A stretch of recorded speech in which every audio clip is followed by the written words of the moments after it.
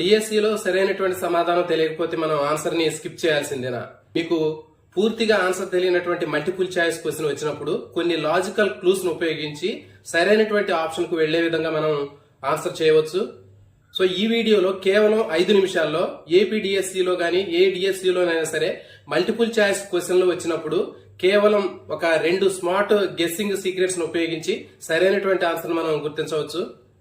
So ఇది blind guessing కాదు, smart guessing. Video చివరి వరకు చూడండి. సో దీనిలో మొదటి సీక్రెట్ స్ట్రాటజిక్ ఎలిమినేషన్. ఒక ప్రశ్నకు 4 ఆప్షన్లు ఉన్నాయనుకుందాం.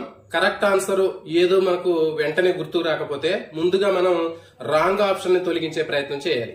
ముఖ్యంగా క్వశ్చన్ కు సంబంధం లేనటువంటి ఆప్షన్ ఏదైనా ఉందా, క్వశ్చన్ వర్డ్ కి సరిపోయినటువంటి ఆప్షన్ ఉందా, మిగతా ఆప్షన్స్ తో పోల్చినప్పుడు చాలా భిన్నంగా ఉన్నటువంటి ఆప్షన్ ఏదైనా ఉందా అనేది మనం పరిశీలించాలి. సో ఇలాంటి అవుట్లియర్ ఆప్షన్స్ ను ముందుగా మనం పరిశీలించాలి. అదేవిధంగా ఆల్వేస్, నెవర్, ఓన్లీ వంటి చాలా ఎక్స్ట్రీమ్ వర్డ్స్ ఉన్నటువంటి ఆప్షన్స్ ని జాగ్రత్తగా పరిశీలించాలి. అయితే ఒక ముఖ్యమైనటువంటి విషయం, ఎక్స్ట్రీమ్ వర్డ్స్ ఉందని అది మాత్రమే తప్పు అని నిర్ణయించకండి. ఆప్షన్ మొత్తం కాంటెక్స్ట్ తోటి కలిపి చూడాలి. సో 4 ఆప్షన్స్ నుంచి 2 ఆప్షన్స్ ను మనం ఎలిమినేట్ చేసినట్లయితే మిగిలినటువంటి ఆప్షన్స్ మధ్య లాజికల్ చాయిస్ అనేది పెరిగే అవకాశం ఉంటుంది. సో ఇక్కడ ఒక ఉదాహరణ తీసుకుందాం. ఒక ఎడ్యుకేషనల్ సైకాలజీలో ఒక ప్రశ్నకు 4 ఆప్షన్లు ఉన్నాయనుకుందాం.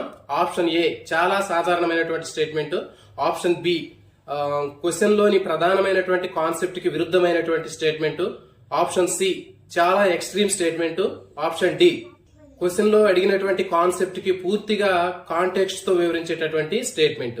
సో ఇక్కడ వెంటనే మనకి ఆన్సర్ గుర్తు రాకపోయినా ముందుగా బిని పరిశీలించి ఎలిమినేట్ చేయవచ్చు. సిలో ఎక్స్ట్రీమ్ లాంగ్వేజ్ కి సంబంధించినటువంటి పదం ఏదైనా ఉందా లేదో చూడాలి. ఆ తర్వాత ఏ మరియు డి క్వశ్చన్ లో ఉన్నటువంటి ఆ కీవర్డ్స్ ని ఆధారంగా నిర్ణయం తీసుకోవాలి. అంటే ఇక్కడ గెస్ చేయటం అని కాదు, ఎలిమినేట్, కంపేర్, డిసైడ్. సో ఈ స్ట్రాటజీని ఫాలో అవ్వాలి. సో ఇదే స్ట్రాటజిక్ ఎలిమినేషన్ యొక్క అసలైనటువంటి ఐడియాగా మనం చెప్పొచ్చు. సో ఇప్పుడు రెండవ స్మార్ట్ సీక్రెట్ ఏంటో చూద్దాం. Contextual reasoning. క్వశ్చన్ లో ఉన్నటువంటి కీవర్డ్స్ చాలా ముఖ్యమైనవి. క్వశ్చన్ లో స్టెమ్ లో ఉన్నటువంటి పదాలు ఏవైతే ఉన్నాయో ఆ ఆప్షన్స్ తిరిగి మళ్లీ కనిపిస్తున్నాయా లేదా అనేది మనం చూడాలి. సో ఏ ఆప్షన్ క్వశ్చన్ లో అడిగినటువంటి కాన్సెప్ట్ తోటి లాజికల్ గా కనెక్ట్ అవుతుందో మనం అబ్జర్వేషన్ చేయాలి. సో దీన్ని మీరు ఒక చిన్న ప్రాసెస్ గా గుర్తుపెట్టుకోండి. Keyword, context, connection. సో కొన్నిసార్లు క్వశ్చన్ లో ఉన్నటువంటి సబ్జెక్టు, యాక్షన్, కాన్సెప్ట్ మధ్య ఉన్నటువంటి రిలేషన్షిప్ కూడా ఒక క్లూని మనకి అందించే అవకాశం ఉంటుంది. అదే విధంగా ఒక క్వశ్చన్ కి ఆన్సర్ మనకి గుర్తు లేకపోయినా ముందు లేదా తర్వాత వచ్చినటువంటి క్వశ్చన్ లో ఉన్నటువంటి ఇన్ఫర్మేషన్ ఆధారంగా మనం కాన్సెప్ట్ ని గుర్తు చేయవచ్చు. సో కాబట్టి డిఫికల్ట్ క్వశ్చన్ వచ్చినప్పుడు మనం ప్యానిక్ అవ్వకుండా క్వశ్చన్ ను చిన్న చిన్న క్లూస్ గా బ్రేక్ చేయాలి. సో ఇప్పుడు ఇంకొక యూస్ఫుల్ పాయింట్, క్వశ్చన్ సెట్టర్ ఎలా ఆలోచిస్తాడు అనేది మనం అర్థం చేసుకోవడం కూడా చాలా ముఖ్యమైనటువంటి అంశము.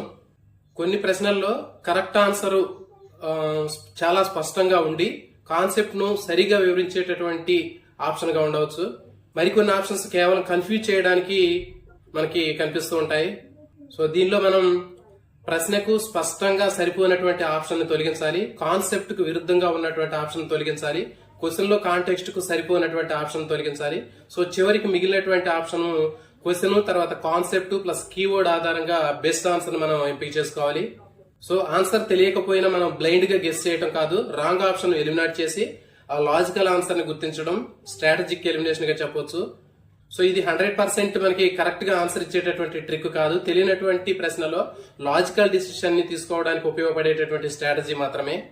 సో ఇంకొకటి రెడ్ హెరింగ్, అంటే అభ్యర్థిని తప్పుదో పట్టించేటటువంటి ఆప్షన్ గా చెప్పొచ్చు. సో ఎంసీక్యూస్ లో అభ్యర్థి సరైనటువంటి ఆన్సర్ కి వెళ్లకుండా కన్ఫ్యూజ్ చేయడానికి ఇచ్చేటటువంటి ఆ తప్పుదారి పట్టించేటటువంటి ఆప్షన్ ఏదైతే ఉందో అలాంటి సమాచారాన్ని మనం పసిగట్టాలి.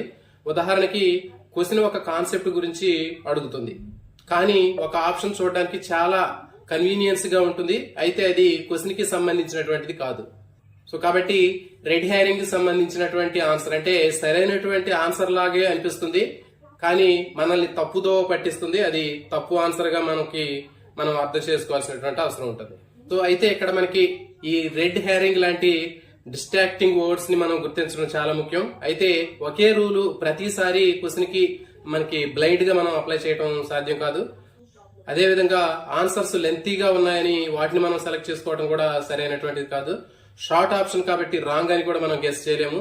ప్రతి ఆప్షన్ క్వశ్చన్ యొక్క యాక్చువల్ కాన్సెప్ట్ తోటి మనం కనెక్ట్ చేయాల్సినటువంటి అవసరం ఉంటుంది, కంపేర్ చేయాల్సినటువంటి అవసరం ఉంటుంది. సో ఎగ్జామ్ హాల్లో టైం ప్రెజర్ ఉన్నప్పుడు ఈ 30 సెకండ్ల ఈ చిన్న మెథడ్ ని గుర్తుంచుకోండి. స్టెప్ 1 క్వశ్చన్ పూర్తిగా చదవండి.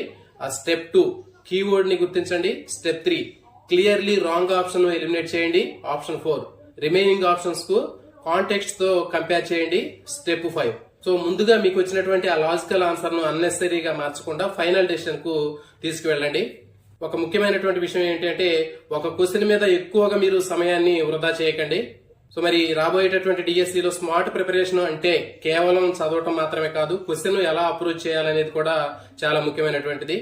సో కాబట్టి ఈ 2 సీక్రెట్ స్ట్రాటజీలను గుర్తుంచుకోండి. Strategic elimination, contextual reasoning. So అదే విధంగా మన ఛానల్ నుంచి టెస్ట్ సిరీస్ కూడా అందుబాటులోకి తీసుకొచ్చాము. ఏపీలో తెలుగు అకాడమీకి సంబంధించినటువంటి టెక్స్ట్ బుక్ ను బేస్ చేసుకుని తయారు చేసినటువంటి టెస్ట్ సిరీస్ అనేది అందుబాటులో ఉంది.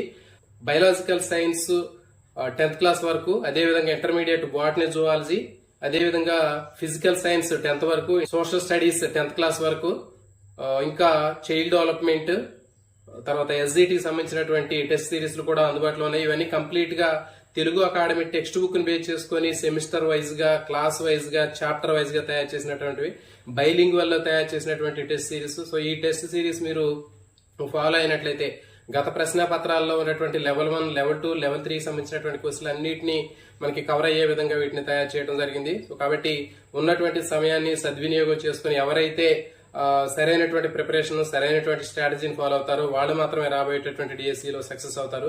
సో మరి ఆ సక్సెస్ లో మీరు కూడా ఉంటారని ఆశిస్తున్నాను. Thank you for watching.